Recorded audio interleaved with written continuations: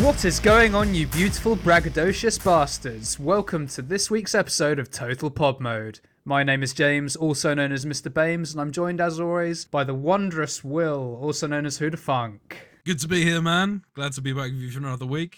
How's it going? You alright? I'm tired. That is not the vibe that we need to be carrying into this podcast. No, but the hype of being on the podcast always brings the energy up, so got a second win now. I mean, as soon as we stop recording, I'll probably collapse, but that's fine. I won't be recording by then, so hopefully no one will notice. Yeah, when you're off the clock, you can pass out in your own time. In whatever fluids I want to.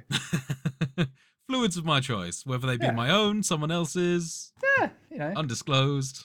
Depends on the day, right? That's nasty. Yeah. How about you? You well? Yeah, man, I'm all good. Yeah, no, likewise, I'm looking forward to cracking on this episode. Don't want to get too ahead of ourselves, but it's been a good week for Mass Effect this week.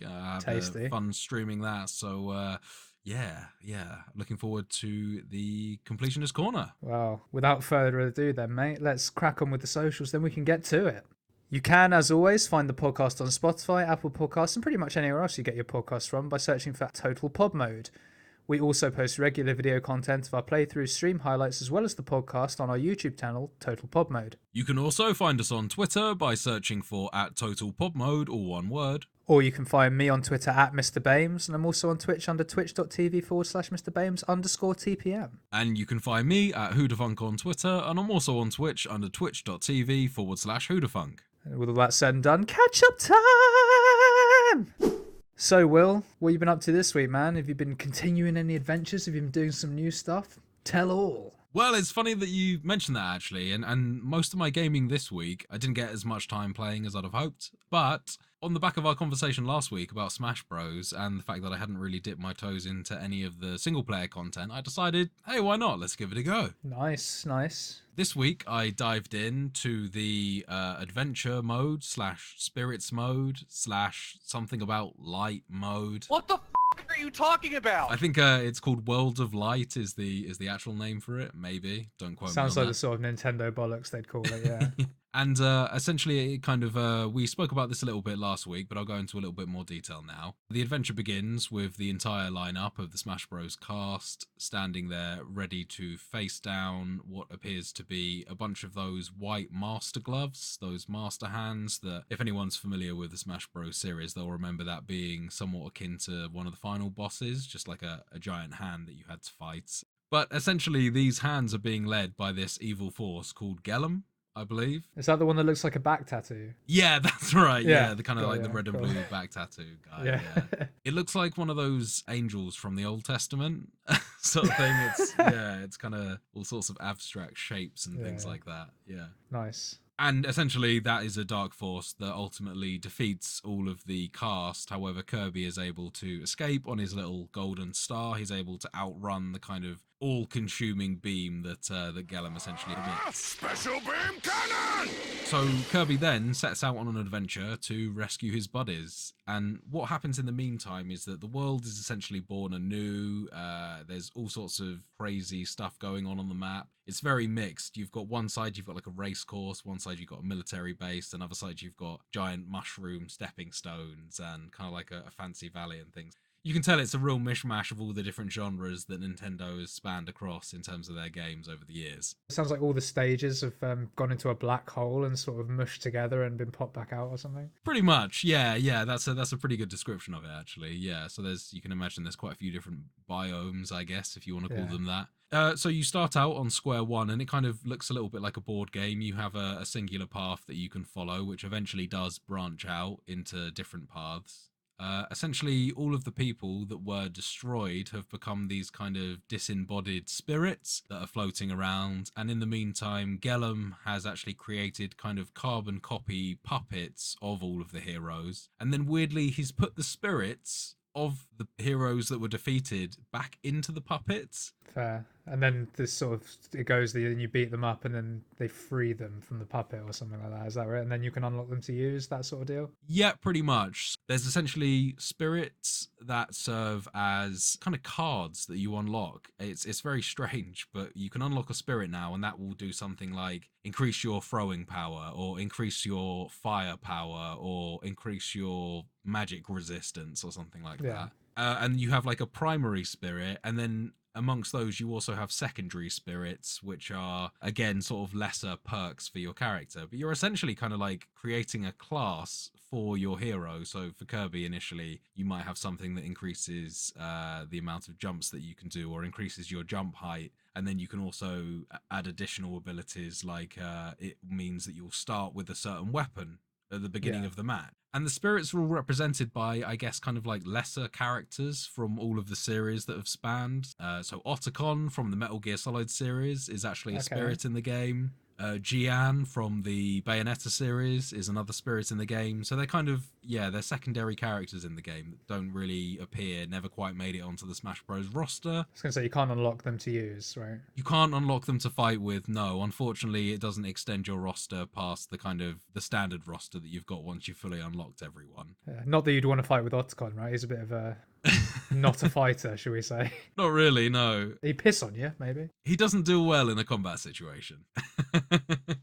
So in terms of once you've actually got going on your adventure, as I said, certain paths branch out. There are also certain ways which you won't be able to go yet because, for instance, you will need to change the size of the mushrooms to make you be able to cross the path, or you need to hack a door. And to do that, you will need to progress further on down the various paths, unlock the character that can then go back. I assume that if I have a door that needs hacking, it's probably going to be Samus from the Metroid Prime series, right? Or could well be Snake. Snake, yeah. You know, it could be someone like that. So in terms of characters that I've unlocked, it's been Kirby and Mario so far, which has worked out well for me because he's the character that I probably know the best out of all of the Smash characters. Sorry, Mario or Kirby, is that?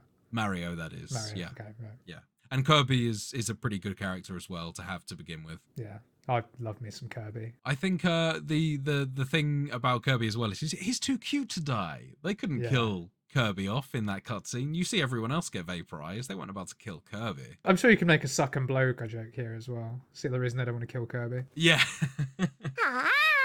Are you familiar with the release trailer that Nintendo did for, I think is it Kazuya? Is it like Jin's brother or something? Or Jin's Kazuya dad is Jin's dad, yeah, right, from the Tekken series. So I'm pretty sure Kazuya is in Smash Bros. As one of the DLC characters. Really? If you haven't seen it, you have to watch his his announcement video for Smash. A lot of these have quite a lot of humor based around them, and it's really worth watching. It's quite funny. You know, the classic scene that you've seen a million times in the Tekken thing with Kazuya sort of like carrying the dude off the cliff? I think I've seen this. Doesn't he like drop someone into a volcano like he does with Heihachi's body at the end of one exactly of them, right. But then like exactly right. Mario or Yoshi jumps out or something like that. It's Kirby. It's Kirby. Kirby, He drops Kirby yeah. into the thing, and then he walks off really solemnly, and then Kirby just... Yeah, that rings a bell. That was Kirby seems to be like the ultimate survivor / most powerful person in the Nintendo gamut of characters. It seems to be. You don't fuck with Kirby. Yeah, well, clearly not. Yeah, he's the ultimate fighter. Exactly. So, I've just been enjoying that mode, really. Mucking around in it. The games are typically quite short. The other part, so once you've obviously unlocked enough spirit cards, you'll eventually get to a boss fight and you actually get to unlock the character themselves. And just quickly, with this game mode, is it sort of all fighting, or do you have like stages that you need to like jump over walls, platforming almost? I can't speak for the entirety of it, but I haven't come across that yet, which is a little bit disappointing, I gotta say. Well, fingers crossed they'll come, because they're normally in that sort of adventure mode type thing. There's normally a mishmash of everything, right? So I hope so. Yeah, hopefully you'll get there. The fights that you do have to go against, they all have sort of modifiers against them. So a character will, for instance, favor their side smash or their down smash, or the floor will be lava, or the floor will be sticky so that you can't jump very high or move very fast when you're on it. So there's various modifiers and things like that, but it feels more like kind of like a bonus extra mode as opposed to something that's had some real effort put into it. And so what you've mentioned there seems like it'll get stale quite quickly. It's just fight after after fight, really. Yeah. And a lot of them you're fighting even multiple enemies, but they're not all necessarily actually.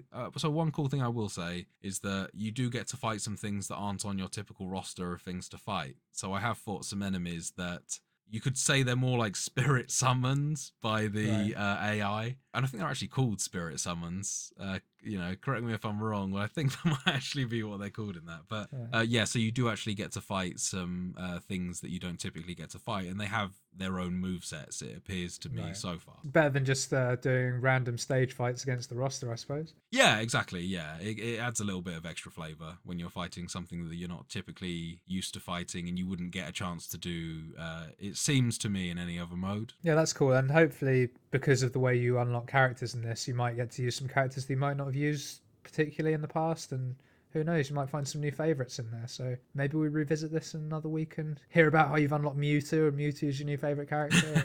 You've definitely got a point there. I think the way that it forces you to play as these characters, it will probably, give me that opportunity to try out some ones that I perhaps wouldn't have beforehand. Nice. But, I mean, other than that, man, like I said, I didn't really do much else this week in terms of gaming. So, on to you. Fair play. Well, the vast majority of my time has been Mass Effect. Similarly, I haven't played too much this week. You managed to put any time into Andromeda? Or No, primarily the first Mass Effect? Yes, as soon as I could move back to Legendary Edition, it was a very easy. You back onto it. Unfortunately, for Andromeda. What? Who? Yeah.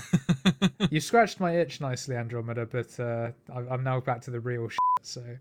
But no, so I've played another couple of games, but neither for a particularly long time. Right, okay. I've completed both of these games before in the past that I'm going to talk about. But the first one is a game called Nine Monkeys of Shaolin. Right, which is a game that I've not heard of at all. Interesting name. The very, very, very basic premise is that you're a fisherman. Your village gets attacked by this group called the Woku, and you survive, and the whole rest of your village gets burnt and stuff. You get found by these Buddhist monks. They take you in, patch you up and whatnot, and you do like various tasks with them and fight and stuff. They like the cut of your jib, they like your combat and stuff like that. And eventually you get brought on as one of the Shaolin monks, and you go across, you do like missions. Basically, this game is a side scroller beat 'em up type jobby. Oh, okay. What's your weapon of choice as a Shaolin You have to have monk? a staff.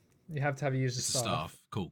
But you unlock different weapons, and they can change. That you get like different passives with it. So the default weapon stuns enemies when you get critical hit them. But there's one that you can unlock where if you use a chi ability, it gives you health back, for example. Not enough games have a staff as your primary weapon. I think I that's agree, kind of and I do like a it's quite an staff. underutilized weapon. The only game that really comes to the forefront of my mind when I think about that is Enslaved, this sort of action adventure beat 'em up game where you play as a character called Monkey, voiced by Andy Serkis, the guy who did Gollum. And that was a pretty cool kind of set piece action focused game with a few stealth elements, if I'm remembering correctly. I never finished it, but it was fun.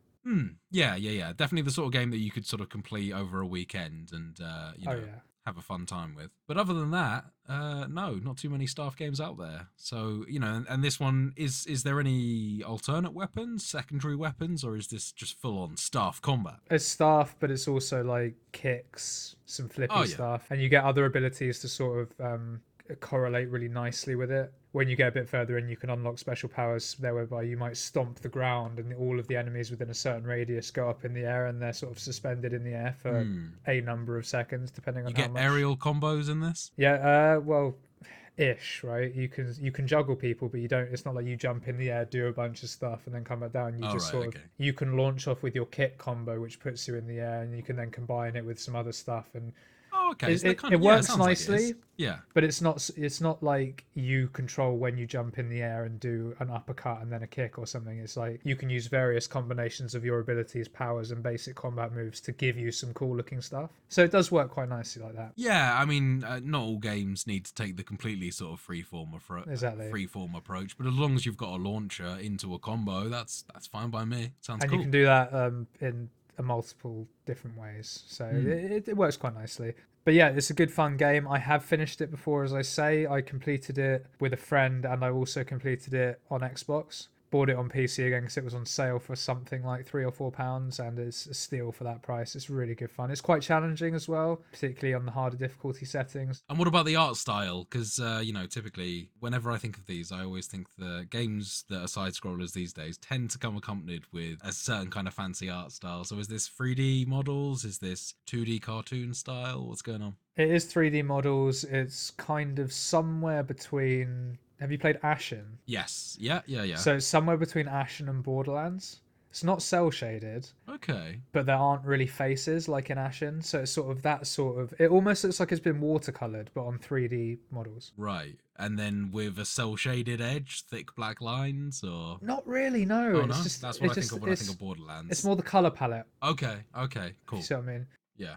Not to say that it's all brown and, and rust and stuff, but it's a lot of similar colors with the reds, the greens, and things like that. In my mind, anyway. But Ashen's probably the most like for like art style, I'd say, if you want to say that. Ashen, but with the contrast dialed up to 11. Yeah, basically. But no, very good fun game. It's one of the games, I feel like I'm saying this a lot recently, but it's one of those games I'll have and I can just pick it up because I finished it a couple of times. I can just pick it up when I fancy it and just sort of crack through. I wonder if that's on the Switch. It sounds like a good game to pick up on the Switch. I do not know if it's on the Switch, but it would be an excellent game to play on the Switch. I agree. My second game is on the Switch and actually is one of the reasons why I've been playing it.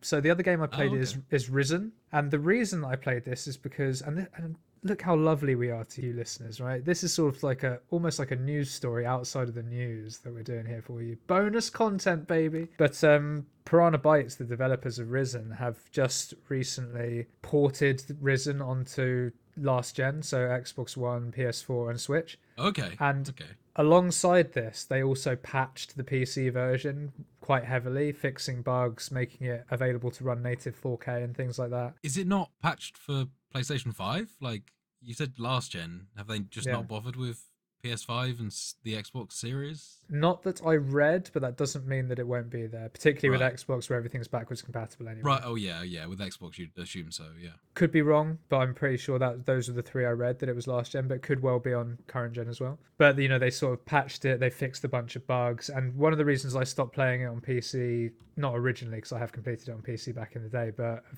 when I first got the PC a couple of years ago, was because there was a bug that made the game almost unplayable, whereby if you jump up and grab a ledge, and you pull yourself up it, the camera would just face vertically up at the ceiling and you couldn't do anything. Oh, okay. And this was like a known bug. And I've played hour and a half, maybe 2 hours of Risen, and I have climbed up a few ledges and it seems to be fixed. So if that's all good, then good things. Exactly. So if that's the case, then I can crack on, finish Risen, and that might give me the impetus to finish Risen 2, which is on my list of games that I need to finish. So yeah, finished Risen before, as I say, very, very good game. It's just this sort of bog standard RPG, similar to the Gothic series, because it kind of followed the Gothic series, which is also made by Piranha Bytes. Right. Basically, nameless hero, you get washed up on a beach because your ship gets wrecked, and then adventures ensue. It still controls really nice. The combat's very, for its time, it's fluid. It's good fun. I'd recommend it to anyone that likes an RPG. And how does the combat sort of function in this game? Is it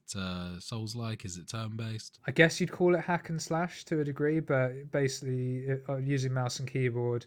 Left click is attack, hold right click to block, spacebar you can sort of do a dodge in any direction, but it's not like a roll or anything like that. Right. All in real time, you can have multiple enemies attacking you at the same time, so it's quite brutal at points, but once you get the knack for it, it's okay.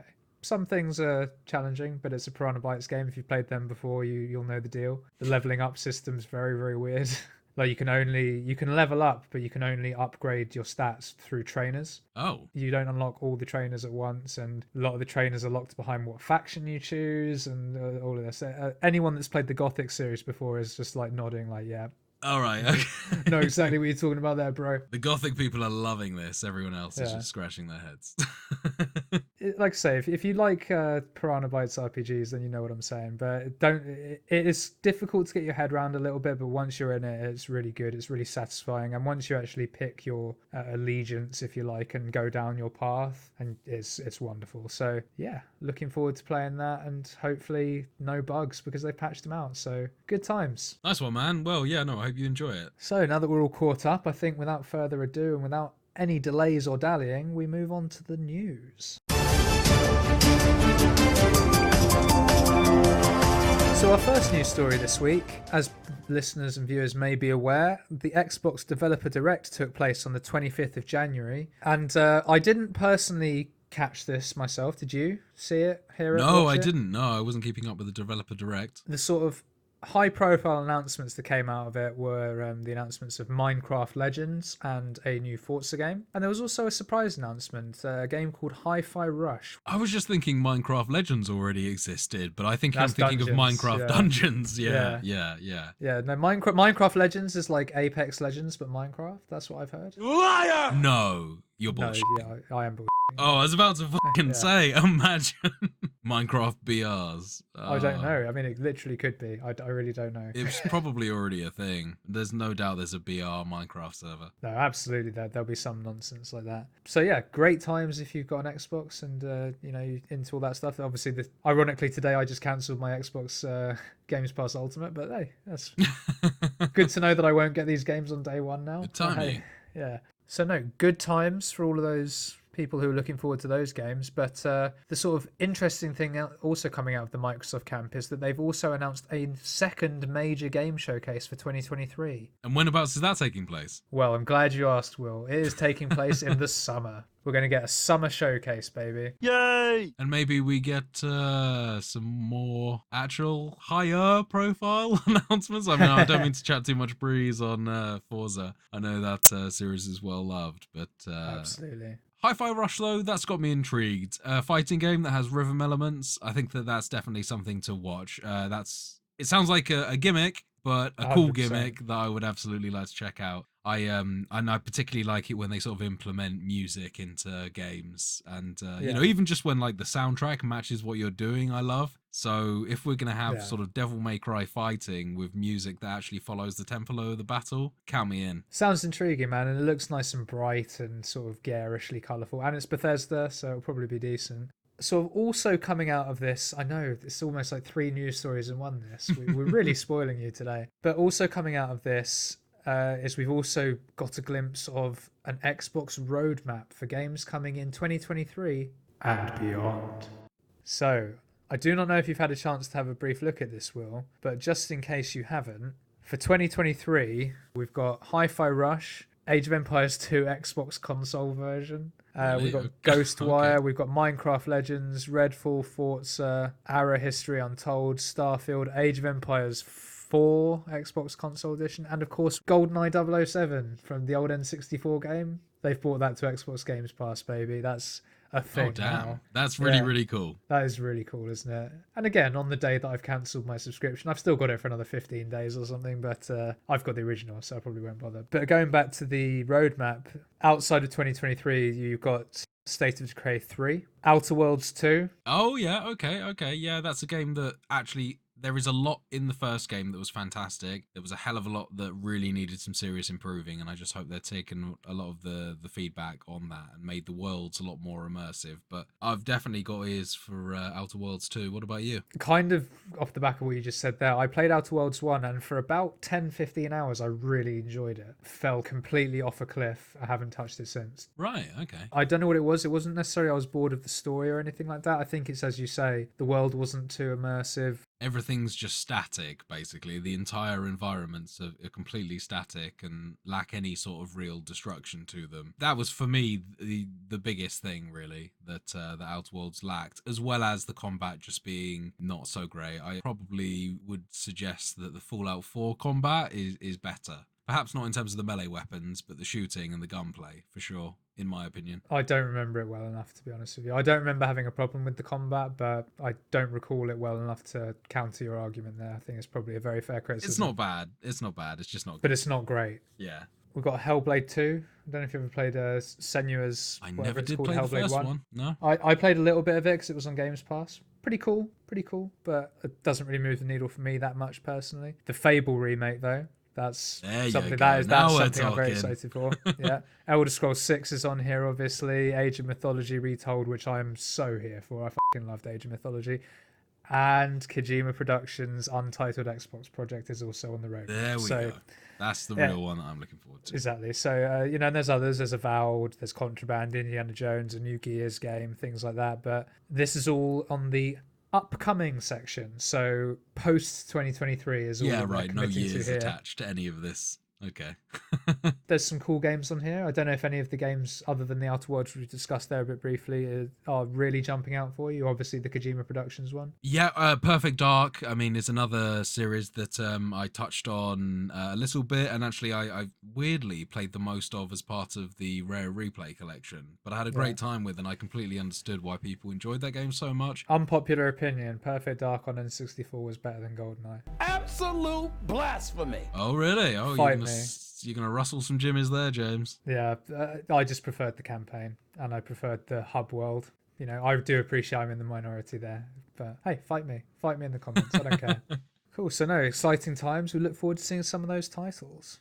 Our second news story is slightly more depressing, I suppose, depending on who you are. But if you're a fan of the Uncharted series, then my deepest condolences, because Naughty Dog have confirmed that Nathan Drake's adventures are over. There will not be any more Uncharted games. For a while, they kind of defined that genre and had a lot of sort of, copies and imitations, things like Tomb Raider, the sort of reinvigorated Tomb Raider series, which was at the time genre defining, then sort of came round and ended up copying Uncharted in terms of a lot of the control aspects and the sort of the combination of stealth, shooting, platforming, and the way that all ran together quite fluidly, as well as split up by really massive set pieces where you're getting blown out of airplanes or put into all sorts of dangerous climbing up a bus over a hill or whatever. Well, I like your combination then. That was really so you get blown out of a plane or you're on a bus up a hill.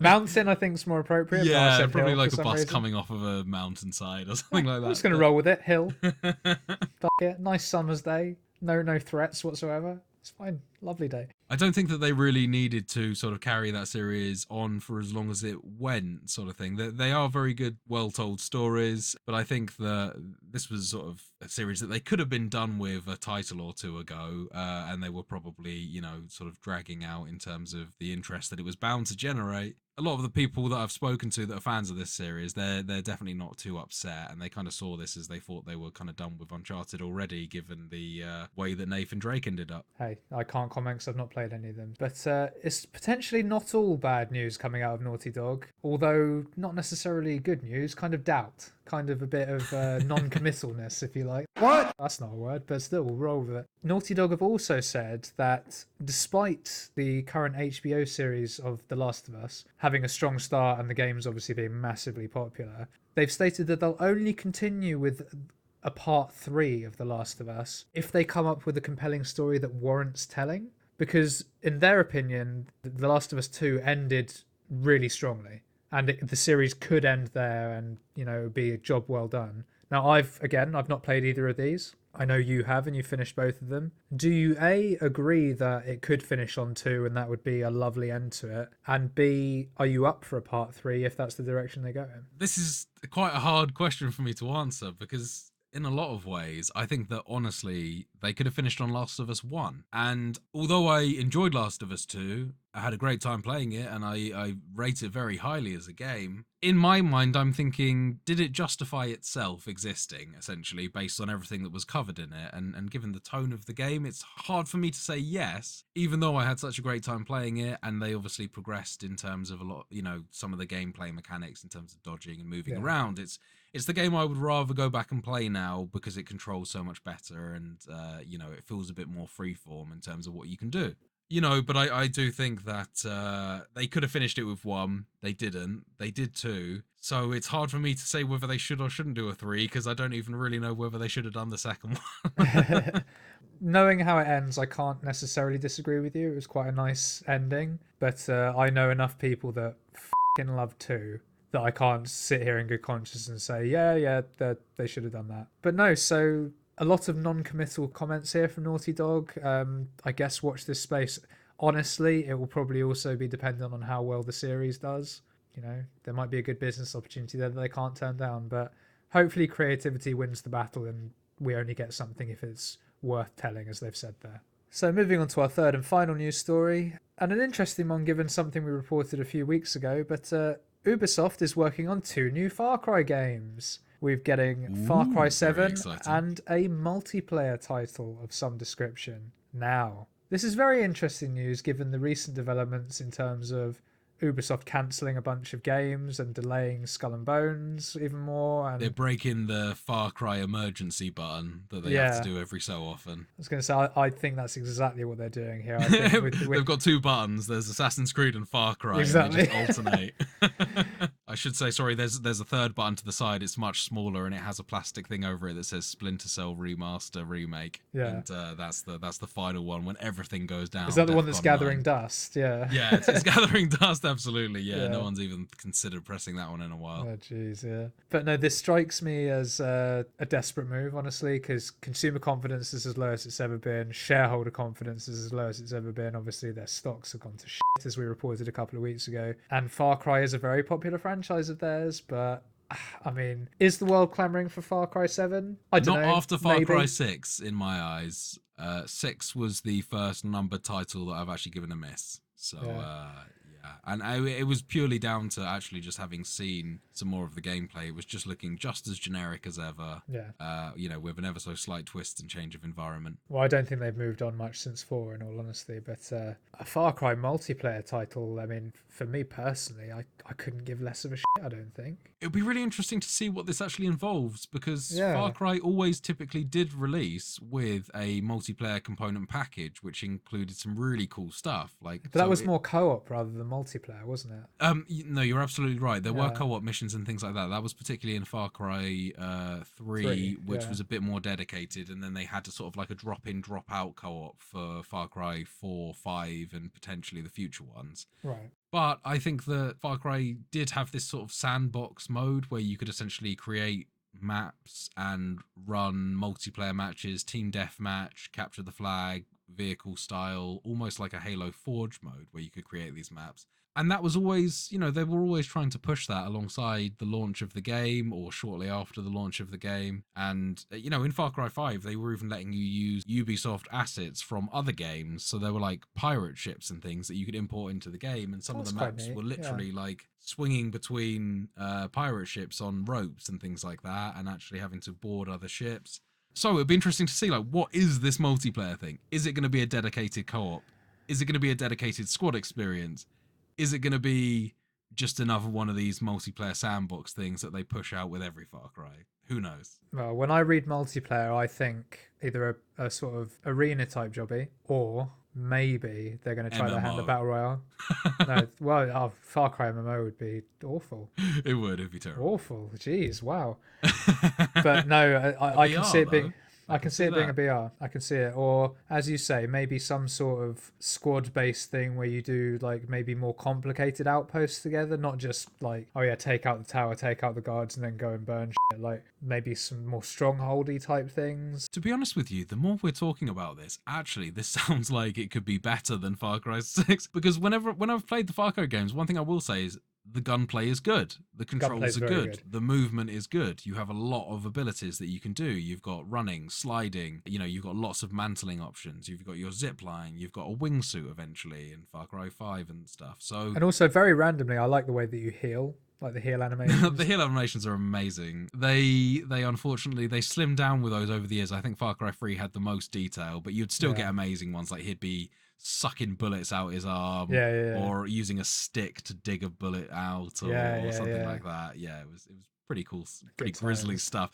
The broken finger one was always the disgusting one, where the hand comes up and the finger's just misplaced, and he kind of like just goes and it goes back in. Playing these Far Cry games, this sounds very intriguing to me now, actually, because, as I said, the gameplay is really good, the controls are great, and actually seeing that in a multiplayer thing with a lot more depth into the actual gameplay and just moving away from hunting down outposts and things could be potentially cool. Or at least it's a very good basis for a good game. You have to ask yourself the question, is that what they're actually going to do, or is that just something that I've put into the universe that would like to happen? Well, it's probably the latter, but I also hope it ends up being the latter. No, I agree, but I don't trust Ubisoft at the moment. I think that they're going to try and do it on the cheap, try and get as much bang for their buck as possible, reusing a lot of assets. I can see this being a complete flop, actually.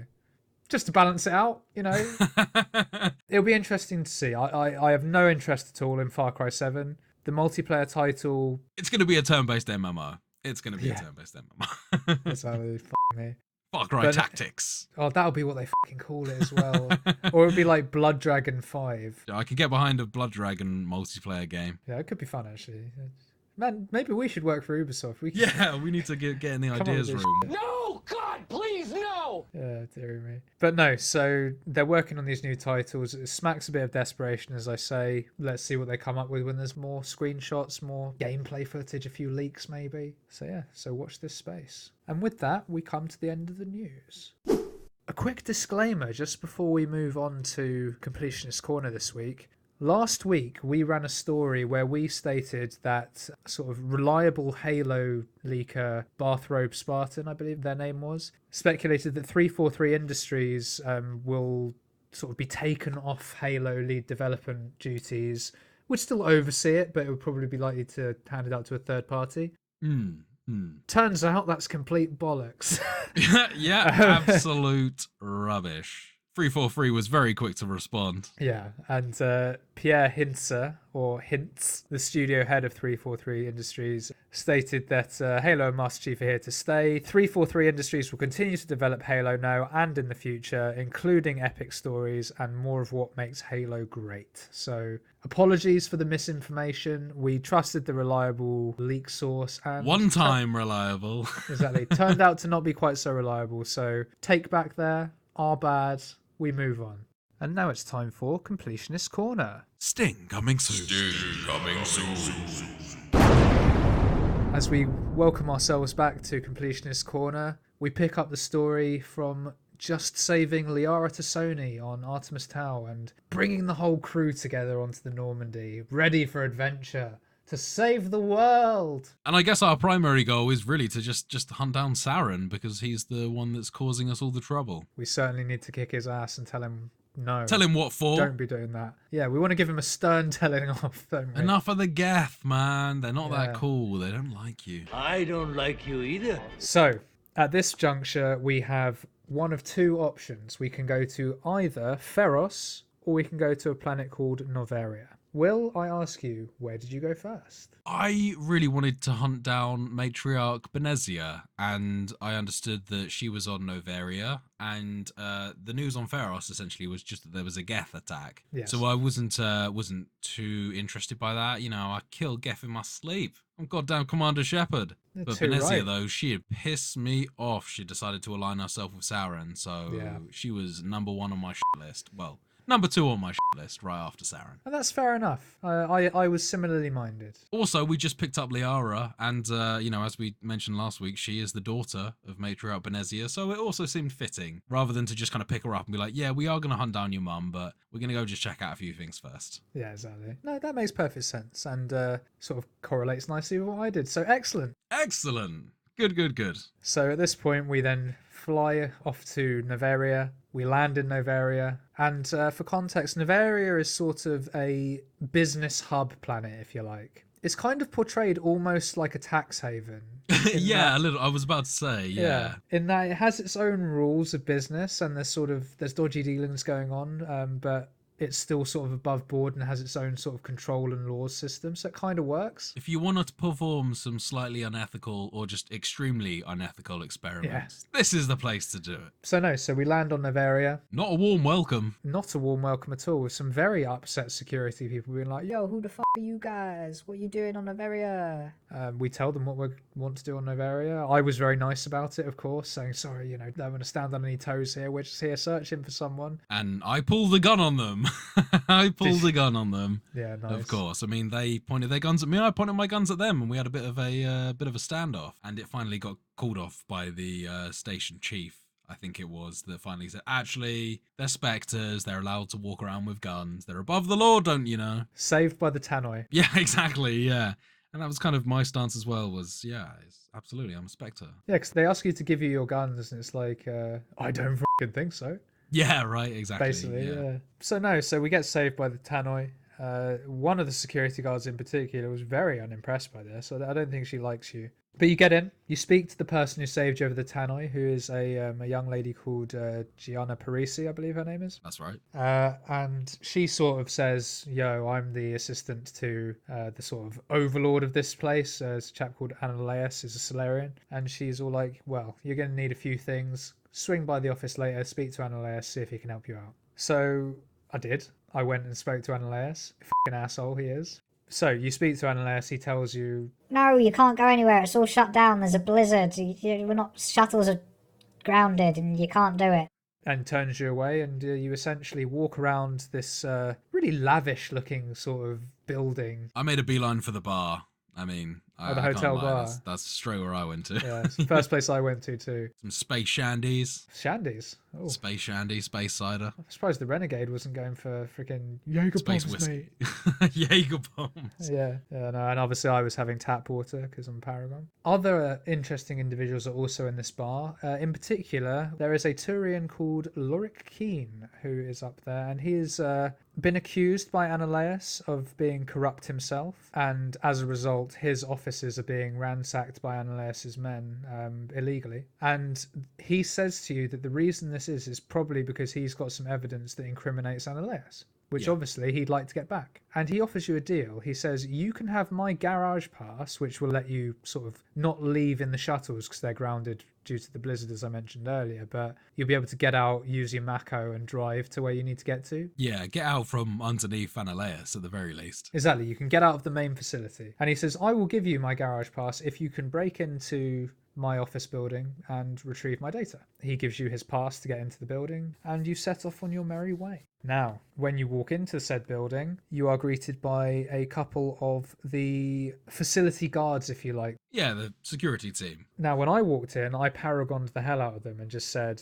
look, guys, you're not even meant to be here. You wouldn't want me telling your manager, would you? And they were like, look, how about this? We didn't see you. You didn't see us. Weirdly, he only actually works on 2 of the guards. The rest of them still attack you. Right. Okay. I'm glad you said that because I thought that mine had messed up as well. Yeah. Yeah. Now, what was your option in terms of getting rid of them? Were you just like, fuck off? Well, it was it was very similar to kind of that situation I described last week, where I was basically like, look, you guys, I'm a goddamn Spectre, okay? Yeah.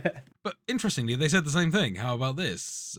We didn't see you, you didn't see us, kind of thing. And then almost immediately, I went straight into a gunfight. and No, I was just literally thinking, immediately, yeah. Yeah, what has happened here? Did I fail that? Did I do something following the conversation? Like, did the act of my drawing my gun mess something up? I don't know, but Yeah, no, I think it's scripted. I got the feeling there that they wanted to give you an option to have a passive option, but also didn't want you to miss out on a pretty cool section to have a gunfight in. Yeah, which it was, to be fair. Yeah. Like, just think having a gunfight in your office building that you work at, for example. I was loving having Liara with me. Her singularity move that you mentioned last week, being able to suck multiple people into the air and towards it's fantastic. Yeah, and it's one of the few powers you don't have as a Vanguard, right? It's true. Yeah, absolutely. Funnily enough, I ended up going back to Rex and Garrus. Oh, yeah. Because Okay. they're my boys. But I did have Liara for a long time for that very reason. But no, very cool, tough fight. There's sort of 2 levels. There's the ground floor and sort of entrance area, and then there's also almost bridges that sort of run up top.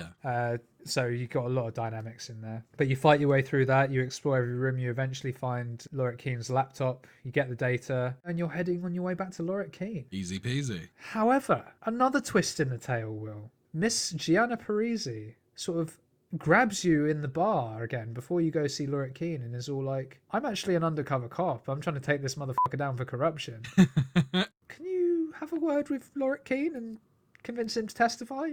Really, really help us out. And again, of course, like the good paragon that I am, I was like, yeah, of course, no problem. After a bit of questioning, make sure it's all above board. But yeah, no worries. What did you say? She sealed her fate when she said to my renegade character, if you've got any respect for the law, you need to speak to this guy and get him to testify. I was like, whatever. Well, you lost me there. Completely sidelined herself and wandered over and just told this guy, here you go, man. Here's the evidence. You go get this guy.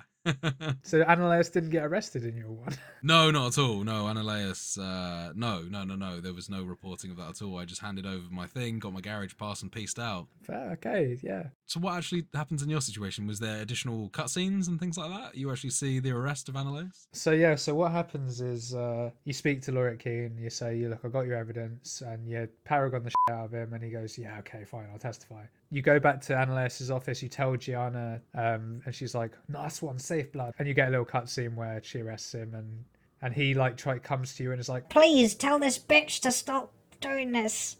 and you're just like, nah, f off, mate, go on. I'm paraphrasing. But No, I'm sure that these are what the actual dialogue was. the TLDR is that then Gianna gives you the garage pass and you can then be on your way. I think also the other thing that incentivized me is she said that she wasn't able to move large sums of money. Yeah. It's like, so I get the garage pass with you and we do something good, I guess? Or Yeah. I get the garage pass and this guy gives me 500 credits. And it's like, Money talk.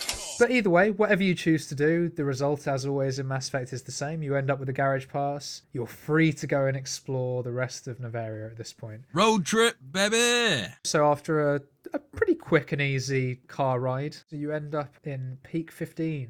Now, when you first arrive at the facility, there's all sorts of oddness, and there are these creatures that sort of look like bugs. Kind of arachnid looking. Arachnidy, Yeah. buggy looking, alien-y, monstrosity type jobbies. They got tentacles. Kinda weird antennary tentacles. Yeah. These are called the Rachni, or the Rachni, and they are, well, a previously thought to be extinct race. And what has happened, as you find out, is that the enemy has discovered a thousands of year old egg in a derelict spaceship somewhere, Yeah. which they found, and they obviously wanted to look into it and hatch it and whatnot, and they lucked out massively, because not only was this a Rachni egg, it's a queen egg as well, so they could birth a queen and then, potentially have an army of Rachni at their disposal. Not just potentially, that's what these crazy bastards actually tried to do. Thanks to the encouragement of Saren. The encouragement of Saren, indeed, and they weren't very successful.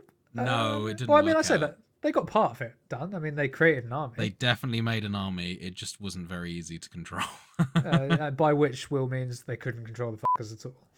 No, they were essentially feral at that point. The distance of the baby Rachni from the queen Rachni essentially made them defective by the standards of the company.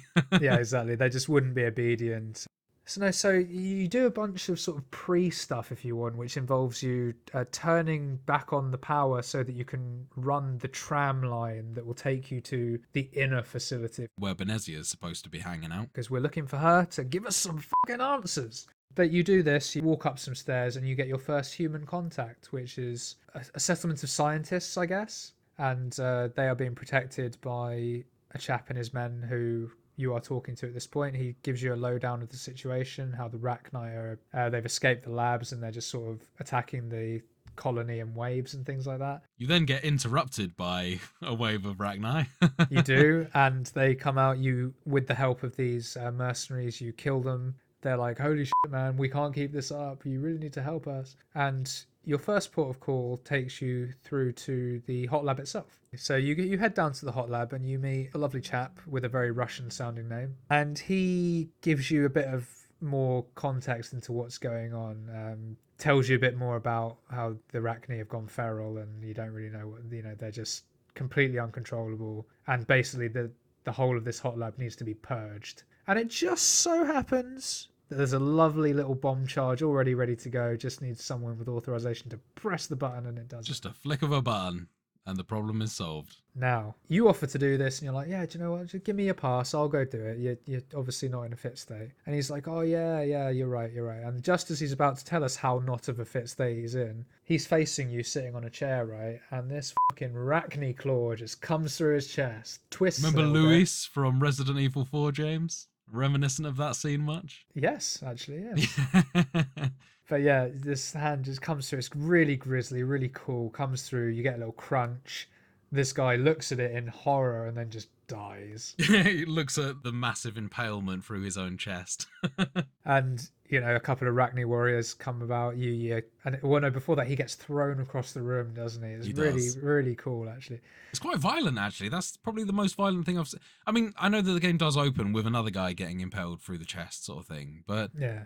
that one seemed more gory than the initial one. Yeah. It was quite horror gamey. Yeah. But yeah, you kill these Rachni guards, which is sort of the bigger troops, if you like. And you go over to this chap's corpse, you pick up his pass, you go and set the charge. You get, I think it's a minute and a half to get out of there. That's right. Yeah. And to stop you and make it more challenging, because literally it's come down the lift, you walk about 10 meters into the room, and then there's a second room where the charge is. So to make that 30-second walk more sort of tense, a bunch of Rachni come out of the woodwork and sort of are all attacking you, and it's actually quite an intense battle at that point. It is, and there's also sort of glowing small ones that appear to be radioactive, and if they get too close, they sort of explode, a bit like the sort of the tickers from Gears of War. I struggled a little bit with that, actually, because there's a lot of opening and closing doors, and it would often happen where they would run up to the door, then the door would close, and then I would run up to the door to open the door,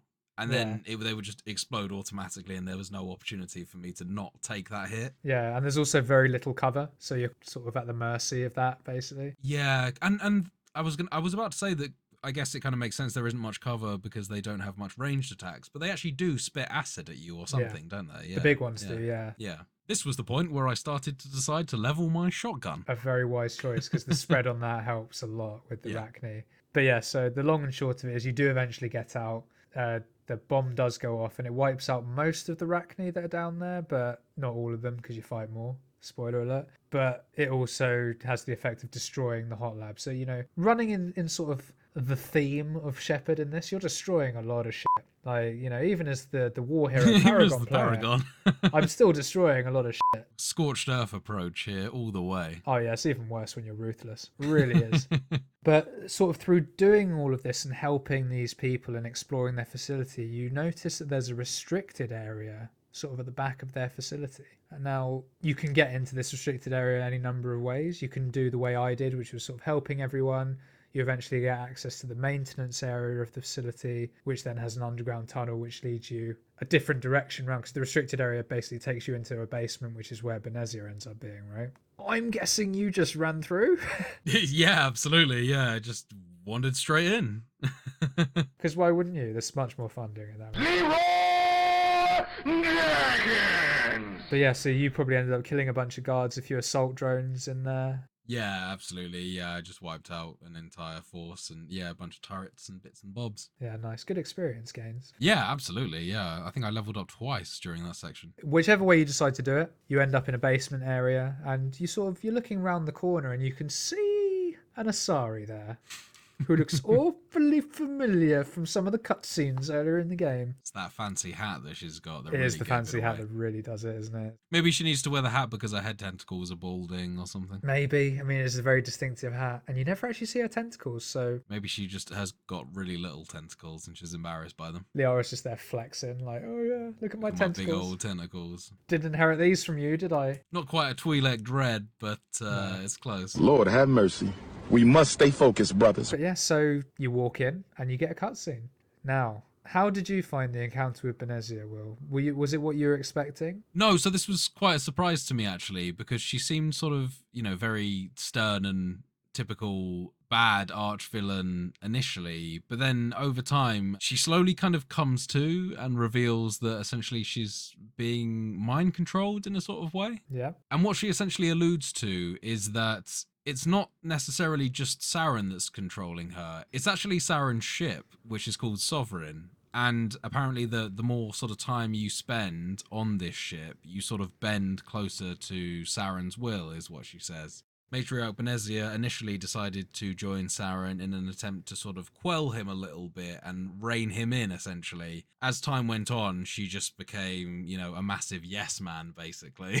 Yeah, pretty much, yeah. She was like Saren's hype man at the end. Yeah, she just got completely brainwashed. And that's actually a very important reveal. But then, after she sort of revealed this to you, she sort of snaps back into her indoctrinated phase. And a relatively tough fight then ensues because she brings out Asari commandos, which are really sort of tough Asari biotics, basically, Yep, that's right. along with Geth.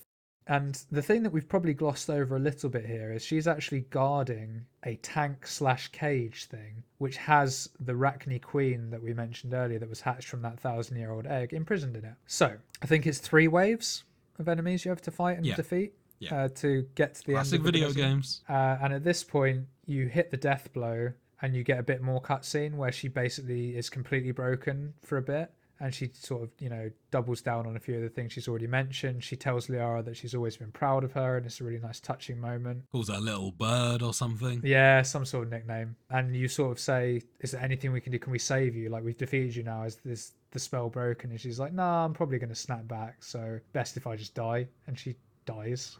I think I'd just pull out my gun and be like, yeah, I mean, I know you were mind controlled and all, but you gotta die. I renegaded the fuck out of that. I mean, you probably did the right thing. But speaking of the right thing, this is going to be an interesting choice because what then happens is you end up speaking to the Rachni Queen. She possesses a dead body of one of the Asari commandos, and she speaks to you through this, explains the situation a little bit. You can ask her questions, and she's like, yes, the Rachni of the past were dicks, and I see the error of our ways there. That was a different generation. I'm not going to be like that. Yeah.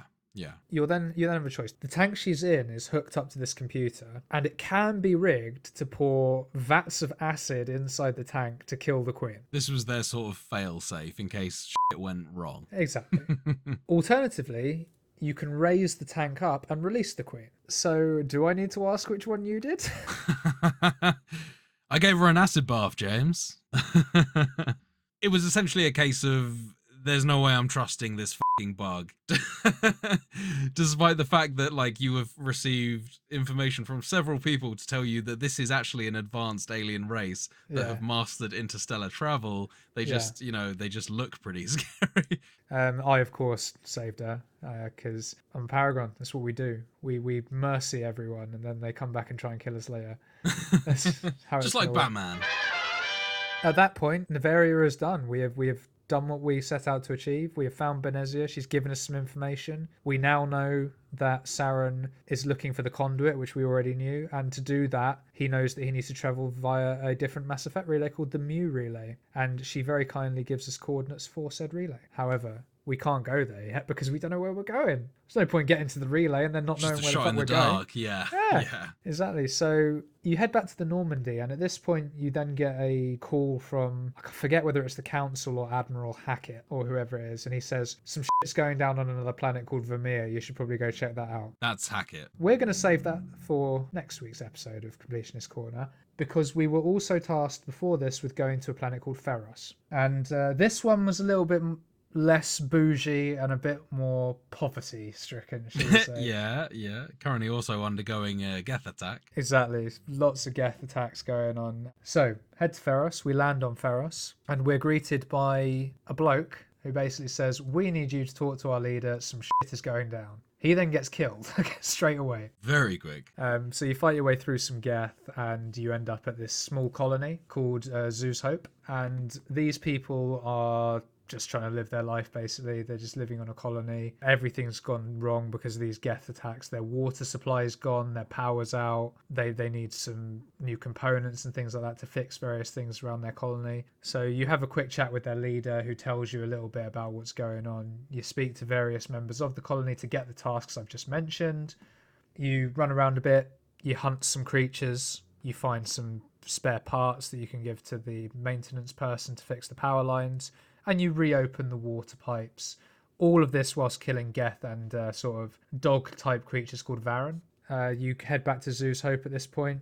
Everyone's very pleased with you, but they're like, look, we're pleased with you, but these Geth attacks need to stop. Can you sort it out? And you're like, grateful much? That's what I was here for. I didn't want to help you guys out.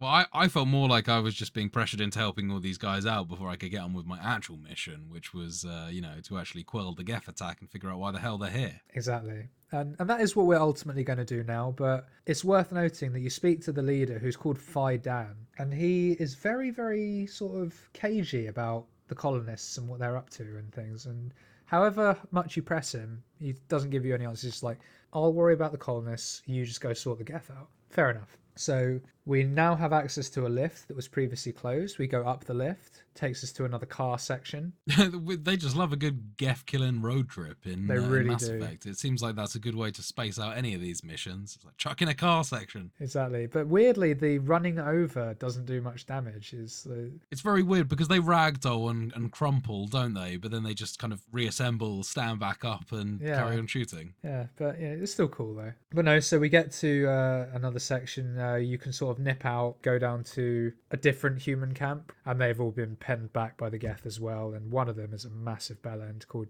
Jong, I think his name is. That's right. Yeah, he is not happy with you being there at all, and just sees you as interfering, essentially. Absolutely, but there's another lady there who champions you. She's like, please go save us. This is what's going on. Like, the Geth are there.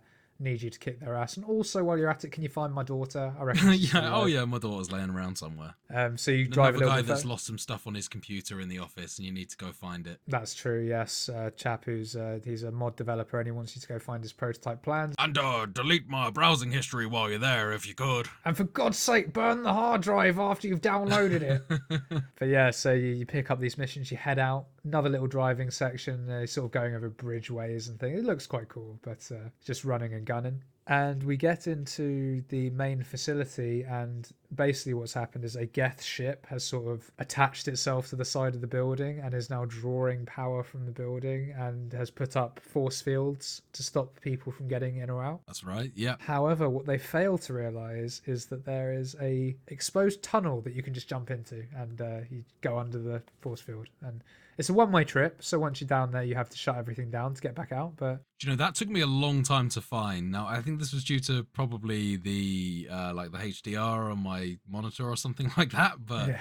There were so many dark spaces in that. It took me ages to find it. It wasn't until one of my characters finally said, as I got close enough to it, this is a one-way hop down here, that I figured it out. But honestly, I was struggling to navigate that area, just how dark it was. I needed to kind of pump the brightness. Exactly, and if you don't know it's there, it is hard. Worth noting as well that just before you get to this section, you do meet that lady's daughter that I mentioned earlier, and she sort of gives you her pass that allows you to get through certain access doors and talk to a lovely little VI, virtual intelligence, who gives you a bit more information about what the is going on. And what the is going on is it turns out that there is an ancient life form, thousands of years old. Does this sound familiar? Ancient life form, thousands of years old, that has been living on the planet for thousands of years.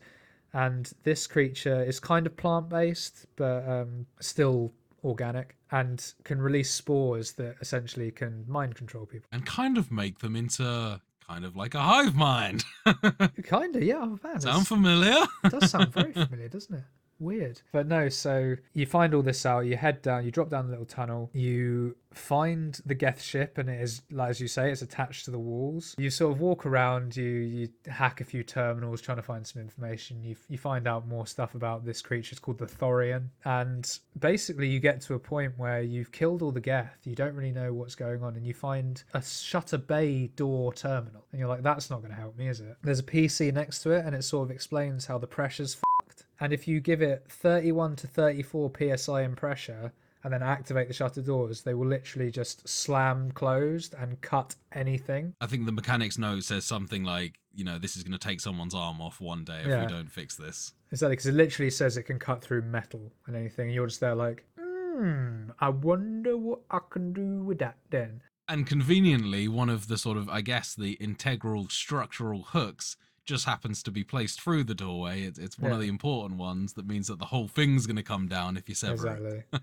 Video games, man. Oh, video games. Gotta love them. A nice little sort of maths puzzle then comes in. You have to get 31 or 34. But you get a nice little mini cutscene where you sever these legs, and then the Geth ship just falls off the building. It's quite sweet. Yeah, absolutely. Yeah. I mean, the thing is like almost half the size of the building itself. It seems that it's stuck onto it. But yeah, so the force fields drop, you leave the facility. Lisbeth, who is the lady's daughter, meets you, and you're all like, I found out some shit about you in there. You've been lying to me. Tell me now what's going on. And she gives you more information on the Thorian. And turns out they were experimenting with the Thorian to try and see whether they could use its mind control capabilities to engineer a weapon or sort of use it to create slaves or a functioning army. And to do this, it turns out that they set up Zeus Hope, the colony you helped earlier, right above where the Thorian lives. So the Thorian's just been infecting these poor people this whole time. So they were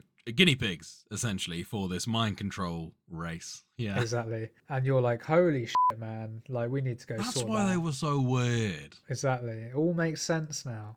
So you head back to Zeus Hope, killing a bunch of Thorian creepers along the way, which is sort of zombified, kind of poisonous type creatures. They are a little bit like the guys that were on Eden Prime that the Geth were sort of impaling through the chest and converting. They kind of just run at you, really. They've got no ranged attacks, do they? They just kind of run defenselessly at you and punch you. Pretty much. I think they can also, when they get close enough to you, I think they can sort of spit radiation at you a little bit. Can they? Okay. But it's not ranged. It's sort of, they just do it when they're near you. Right. The shotgun, again, came really handy for this section here. They're incredibly easy to kill as well. They're very weak and they're meant to be. So yeah, once you've met up with Lisbeth, you then drive back to towards Zeus Hope to try and save the colonists.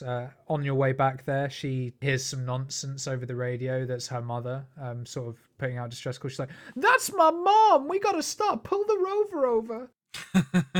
Comes flying out the Maker. Yeah, just come flying out the Mako, runs down. You can actually drive off and just leave her to do her I thing considered at this it. point. I thought, is this what the Renegade would do? Yeah, and probably. Probably. But you do miss out on some nice cutscenage, and basically what's happened is Jong, the prick we mentioned earlier, has just gone a bit power hungry.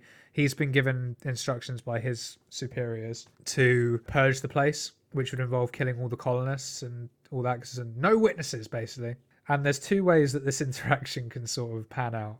One, you can try and convince Jong to stand down, but this does require an incredibly high Paragon or Renegade score, which you can't necessarily have at this point in the game, unless you do some things. Or you can try and make peace or go full Renegade on it, but I believe that ultimately the outcome is that Jong gets killed because he's power hungry. The long and short of it is you then reunite Lisbeth with her mother. She then says, "I think I've got a way to save the colonists." I was like, that's cool. Anyway, I've got a shotgun that's really hungry for people's brains, so I'm going to do that. Exactly. The choice basically is you can throw grenades at the colonists and they'll sort of be stunned and slightly cured from the Thorian's nerve toxins or whatever, or you can kill them all. 3 guesses which way I went and which way Will went. Everyone was made to suffer. There was too much of a threat. They were too much of a threat there. There was no guarantee that thing was actually going to really cure them either. It was more just kind of like, yeah, we think it'll work. And I was like, I'm not going to take that risk. No, yeah, as any fine renegade would do. So yeah, so you go back to Zeus Hope. You can either clean up and save the colonists, like I did, or you can just go around killing everyone. Like I did. And yeah, and then you open up a sort of secret area that had previously been covered by ship wreckage or a pipe or something like that. I forget what it is. And you can run down and you go face to face with the Thorian. And this thing is massive, like a big old thing suspended by various weird tentacles to the side of a building. It also looks like it would not be out of place in Remnant from the Ashes as well. That is a very good shout. It certainly wouldn't be out of place in Remnant. It looks like it could be the leader of the route. That's right, exactly. It's kind of as you described. It's kind of plant based, still very like organic and alive. Yeah, exactly. And again, going back to the similarities between Ferris and Averia here, this motherfucker clones an Asari Commando to talk to you. Just kind of shits one out right in front of you. Yeah, it's actually kind of gross. But you try and reason with it, and basically the Thorian says that Saren came here looking for all this information. He then betrayed me, tried to kill me straight away as soon as he got the information. I now don't trust anyone, so you're gonna die. Basically, yeah. And it's kind of, the reasons for Saren being there. He discovered a thing that can mind control everything, which also is interestingly, I'm interested to see just how they connect that to Sovereign. Like, is Sovereign like a giant living organism like the Thorian? Maybe. We'll see. But that was the kind of the line that I drew anyway after hearing that was, oh, well, no shit, Saren's interested in this place. It's a mind control alien. Exactly. But funnily enough, it does turn out that's not actually the reason he was interested in the Thorian. Let's talk a little bit about the boss fight first. How did you find it? What did you think of this one? Because again, it was sort of a defeat waves and then do something type boss. But it was pretty tough. The first initial times that you go through this, as we mentioned last week, I'm playing this on hard mode, and essentially you're fighting your way through sort of rooms and corridors full of Thorian creepers, and then occasionally as you go through, there are also Asari commanders that keep on getting shat out by the Thorian. Yeah. And they accompany them, and that's the sort of the main headache during the fight, because you'll be getting hit with biotic abilities whilst also fighting away the Thorian creepers. Exactly, getting put in stasis the whole time and just drop into the floor is tough. And actually, that is a tough fight, because on hard mode, those creepers did have a fair bit of health. I was using my shotgun primarily, which was knocking them over, but not finishing them off. So I was having to do a lot of switching between shooting the ones on the ground to finish them off, but also stopping myself from getting overwhelmed. Obviously, then made harder by the fact that I kept on getting ragdolled by the Asari. Yeah. But we persevered, we pushed our way through, and the main sort of objective of this fight is to, as I mentioned, the Thorian is sort of surrounded and suspended amongst this chamber by lots of tentacles on the walls. You progress your way through the boss fight, destroying these tentacles, eventually with the aim of knocking it out and sort of crashing it to the ground in the middle of the structure. And it takes a lot of time. You have to run up various levels. There's lots of Thorian creepers. Like, my goodness, so many. And more tentacles than I thought. I was expecting 3 tentacles, Yeah, I like think just there's like the actually good 4, old isn't there? times. Yeah, I think There's 4. There could even be 5. There was definitely Yeah. more than I expected. I thought it was quite a neat way to do a boss fight, and like the whole Thorian falling down the bottom. You never actually see it die. Is it dead? No, it just disappears. Yeah, doesn't Yeah. it? It just drops into the abyss. But no, it's dead. It's dead. It's very. It is dead, is it? Very dead. Yeah. And what that does is it frees the Asari that had been sort of shat out and attacking you, because basically it turns out what happened is Saren traded an Asari for the knowledge. That's right. And this is one of Benezia's mates, isn't it, really? Yeah, it is. Yeah. So he was literally just using everyone. Like, this guy's a bastard.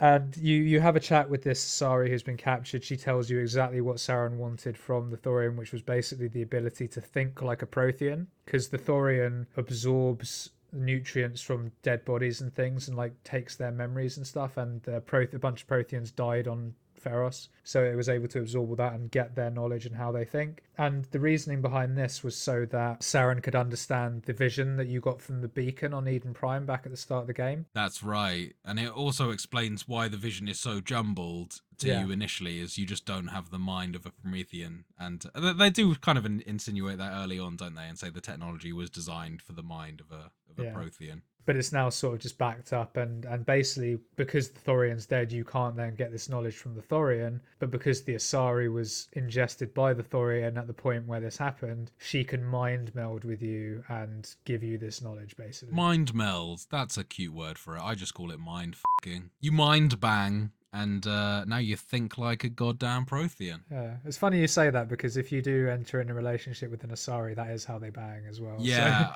I explored that option with Liara, and she did explain that it doesn't necessarily need to be a physical intercourse to actually to film that connection and even mate with a Asari. You still get a sex scene though, don't worry. Giggity. But yeah, you get the ability to think like a Prothean, and sort of she says, "What are you going to do with me now?" I said, "You can stay and live on the colony and help the people out," but that's because I had a colony left for her to help. What did you do, Will? I said, "Close your eyes, turn round, on your knees. I'm about to slug you in the back of the head," and then I did just that.